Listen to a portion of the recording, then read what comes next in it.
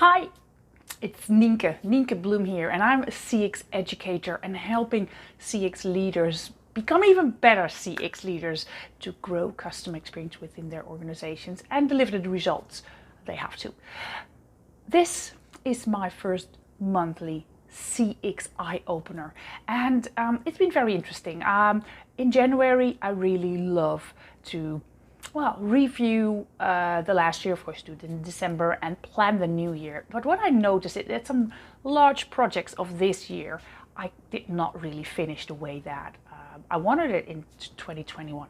And in my CX leadership masterminds, I also see that many of the leaders struggle with the system that they're in within large corporates, where they're being lived by Outlook, and so many things land on their plate and they're just busy. And maybe this is a little bit exaggerated, but some of them feel like a hamster in a hamster wheel. And I'm gonna be honest, of course, I as an entrepreneur also sometimes feel that. And during the Christmas holidays, doing my reflection, but also taking some time, I listened to the book The Routine Machine, and I found it very interesting.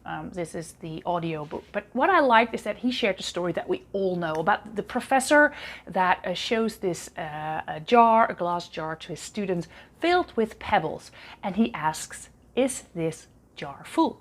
And they say, yeah, it's full. And then he puts in little stones. He fills it still up, and people are like, "Oh, it wasn't full." And he asks, "Is it full now?" They say, yeah, look, it's full now. And then he puts in the sand, and sand still fits in. And then he asks, "Is it full?" And they're like, "Yes, completely full." And then he puts in water, and it still fits some things in. And we know this story, and maybe you think, "Nienke, where are you getting to?" I'm getting to that point now.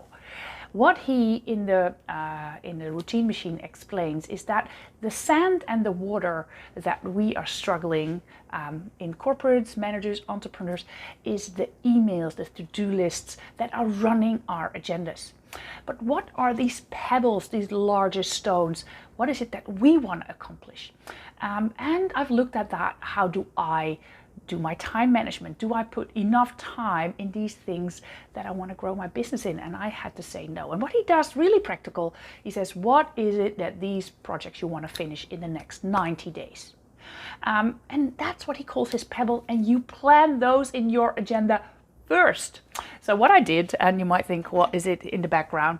I went outside and I stole pebbles here next door from my health center. They were outside there, but look, I got some pebbles. I've got 3 here that I've written my projects on, so I cannot forget them.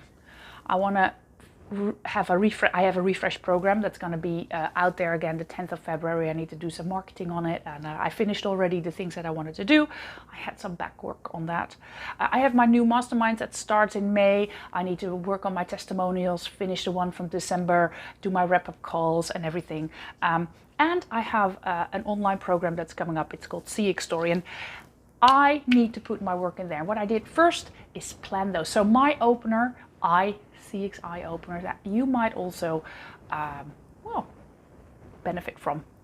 What are your 3 major elements, your pebbles, those ones that you want to finish in the next 90 days? So plan those in your agenda and just rock it. Enjoy it. And I'm curious if this gives you any benefit at all. If you like the insight or don't, please share in the comments, and let's be the best leaders we can be.